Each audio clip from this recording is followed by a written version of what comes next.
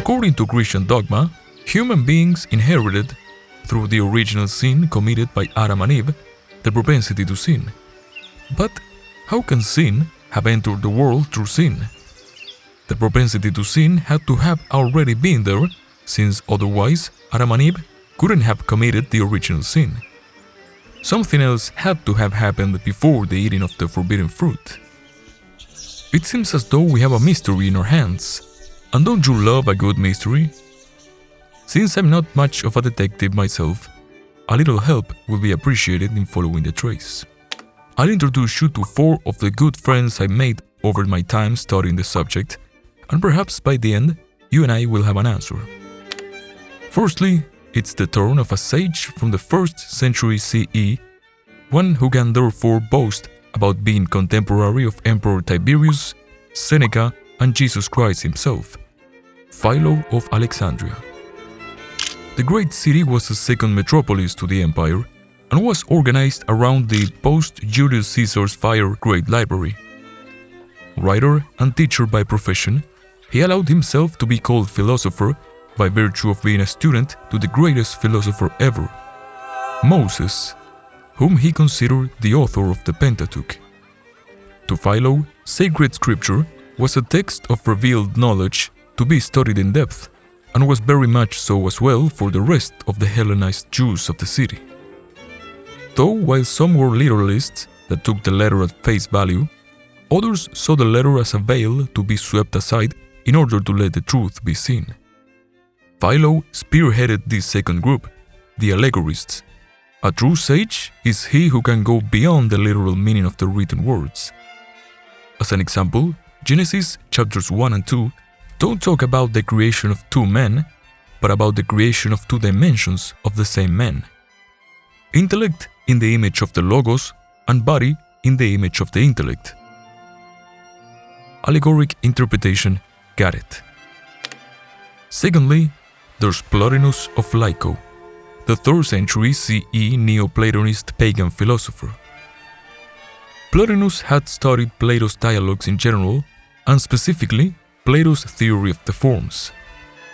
In this, Plato established that reality is divided in 2 realms, the physical world of particulars, for example, a beautiful flower, and the realm of ideas or forms, for example, the idea of beauty itself, by which the beautiful flower and any other beautiful thing is beautiful. The flower is beautiful because, quote, it participates in the idea of beauty, and all ideas are subject to the supreme idea, which is the good.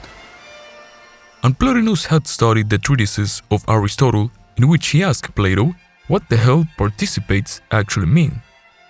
Truth be told, not even Plato could explain it. So, the division between realms was unsalvageable.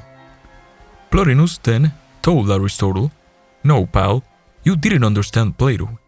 Let me explain it real quick," and set on creating a somewhat complicated metaphysical diagram of reality. I won't fully explain it here for brevity's sake. Suffice it to say that reality is a series of levels: intellect, soul, physical world, that descends from and returns in perpetual motion to the One. The One is not any existing thing, nor the sum of all things, but a transcendent divine concept.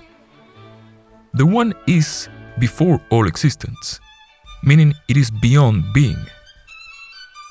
It has no sentience, or will, or self-awareness. All things created emanate from the One due to its absolute perfection. And what Plotinus put much emphasis on, the One is absolute unit. There is no multiplicity in it, hence the name. You can already see traces of the Christian God, right? A true sage is he who can closely contemplate the One, the tool for which is our intellect, the most divine part of us. Thirdly, there is good old 5th century CE Archbishop, theologian and philosopher Saint Augustine of Hippo. Augustine saw those traces of the Christian God in Plotinus's One concept and aptly took it along with the diagram. However, Augustine made some changes. Imagine a triangle.